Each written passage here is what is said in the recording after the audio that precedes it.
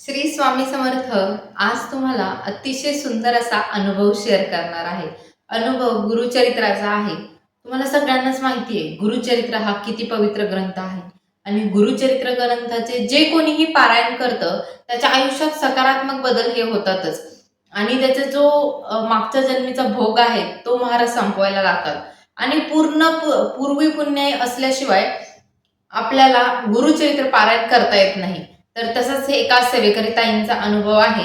लग्नाच्या 8 वर्षानंतर ताईंना संतान प्राप्ती झाली, पण ती संतान प्राप्ती होणं त्यांच्यासाठी अतिशय कठीण होतं आणि ह्या कठीण परिस्थितीतून त्यांना भरपूर मेडिकल इश्यू होते. तर त्या परिस्थितीतून त्या कशा सावरल्या आजचा अनुभव त्यासोबत आहे. तर श्री स्वामी समर्थ. आजचा अनुभव आहे कल्पना ताईंचा. कल्पना चव्हाण म्हणून त्या ताईंचं नाव आहे. अनुभव अतिशय सुंदर आहे. तर अनुभव असा होता की लग्न झालं आणि लग्नाच्या अगोदरपासून ताई सेवेमध्ये होत्या, पण एवढी सेवा करत नव्हत्या. फक्त नामस्मरण वगैरे त्यांचं चालायचं आणि त्यानंतर लग्न झालं. लग्नाच्या 1-2 वर्षामध्येच त्यांना बाळाची चाहूल लागली, पण त्यांचे मेडिकल भरपूर इश्यू होते. त्या जेव्हा मेडिकल चेकअपसाठी गेल्या तेव्हा त्यांना पीसीओडी होतं, फायब्रॉइड होतं आणि त्या फायब्रॉइडचं त्यांना ऑपरेशनही करायला सांगितलं होतं. शिवाय त्यांची जी ट्यूब असतात त्याही ब्लॉक होत्या आणि ह्या सगळ्यांमध्ये त्यांचा भरपूर पैसा खर्च झाला. हे ऑपरेशन कर, लॅब्रोस्कोपी झाली, त्या ट्यूबचे जे ओपन करण्यासाठी ज्या टेस्ट असतात त्याही ताईंनी केल्या आणि त्यानंतर असं घडलं की एवढं सगळं करून म्हणजे लॅब्रोस्कोपी केली, ट्यूबचे जे चेकअप आहे त्या ट्यूब ब्लॉक होत्या त्या पण ओपन केल्या, सगळं केलं आणि लॅब्रोस्कोपी ही काही छोटं ऑपरेशन नाहीये, भरपूर मोठं ऑपरेशन असतं. म्हणायला जरी ते एका दिवसाचं असतं पण भरपूर त्रास होतो त्यामध्ये.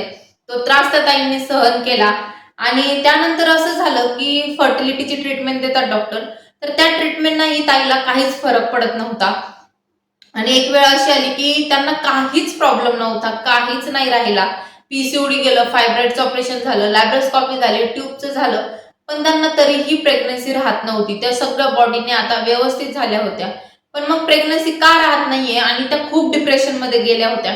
असं म्हणतात की जेव्हा ना एका स्त्रीला तिचं मातृत्व मिळत नाही तेव्हा ती डिप्रेशनमध्ये जाते आणि त्या खूप टेन्शन घ्यायला लागल्या होत्या. सासरहून बी त्यांना बोलणे बसायचे की हिला बाळ नाहीये, असं नाही तसं नाही, पण त्यांचा नवरा सपोर्टिव्ह होता आणि त्यानंतर त्यांनी ठरवलं की मी महाराजांची एवढी सेवा करेल, एवढी सेवा करेल की महाराजांनाही मला बाळ द्यावंच लागेल, माझी रिकामी कुस त्यांना भरावीच लागेल. आणि त्याच याच्यामध्ये त्यांना आपला व्हिडिओ मिळाला की मी माझ्या प्रेग्नन्सीसाठी प्रत्येक महिन्याला गुरुचरित्र पारायण केले होते.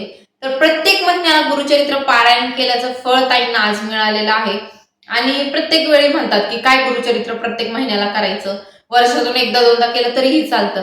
अहो पण जसं जसं तुम्ही गुरुचरित्र पारायण सुरू कराल एखादी इच्छा ठेवून किंवा निस्वार्थ भावनेने जरी, महाराज तशा तशा आपल्या इच्छा पूर्ण करत चालतात. म्हणजे आपण मनात चिंतो तर ते महाराज सत्यात उतरवतात. तसं ताईंसोबत झालं. ताईंचे 6 महिने पारायण सुरू झाले. 6 महिने लगातार खंड न पडता ताईंनी पारायण केले आणि 6 महिन्यानंतर खरंच चमत्कारच म्हणावा लागेल, कारण की ह्या केसमध्ये डॉक्टर सुद्धा आश्चर्यचकित झाले.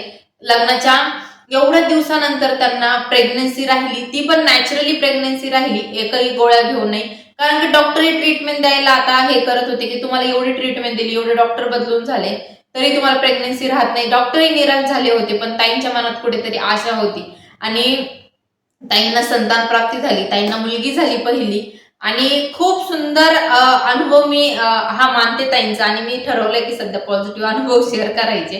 तर एवढा सुंदर अनुभव ऐकून खरंच छान वाटलं. त्या ताईंच्या मुलींचा मी फोटो मागून घेईल आणि तुम्हाला नक्की दाखवेल. ते बाळ एवढं गोड आहे ना.